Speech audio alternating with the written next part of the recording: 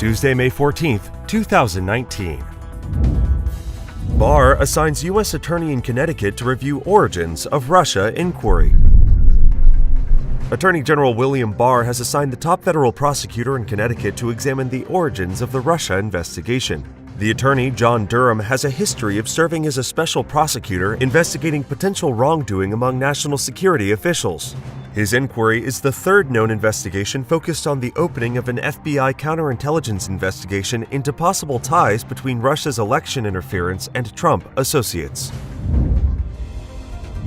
Philippine President Rodrigo Duterte's allies were poised for victory in midterm polls, signaling firm approval of his rule. A veteran Palestinian negotiator said on Monday she had been denied a U.S. travel visa for the first time and viewed it as retaliation for her criticism of the Trump administration and Israel. Avigdor Lieberman does not rule out the possibility that Prime Minister Netanyahu will not succeed in forming a coalition. Initial U.S. assessment blames Iran for ship attacks. An American military team's initial assessment is that Iranian or Iranian-backed proxies used explosives Sunday to blow large holes in 4 ships anchored off the coast of the United Arab Emirates. The official said each ship has a 5 to 10 foot hole in it, near or just below the waterline, and the team's early belief is that the holes were caused by explosive charges.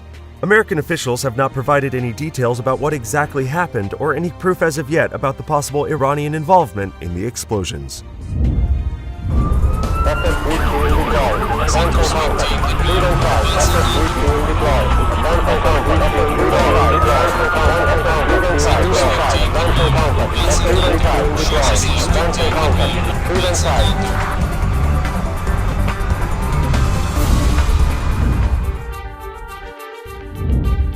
Former U.S. President Jimmy Carter fell and broke his hip on Monday as he was preparing to leave his home in Georgia for a turkey hunting trip. The White House Budget Office is considering its first update to inflation adjustment guidelines for poverty thresholds since 1978, with potential consequences for benefit programs serving low-income households. The Trump administration said Monday it will drop rules first proposed in 2012 that would have required automakers to install brake throttle override systems to prevent runaway vehicles. 6 people missing after floatplanes go down.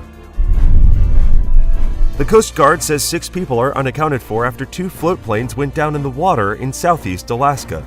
Petty Officer Jean-Paul Rios says one of the planes carried 11 people and the other plane carried 5. Authorities say 10 of the people were accounted for.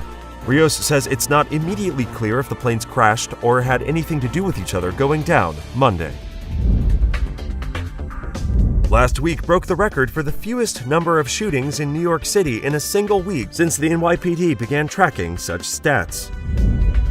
The number of measles cases in the U.S. is now at 839 for the year. Voters in central Brooklyn will head to the polls Tuesday for a special election to pick public advocate Jermaine Williams' replacement on the city council.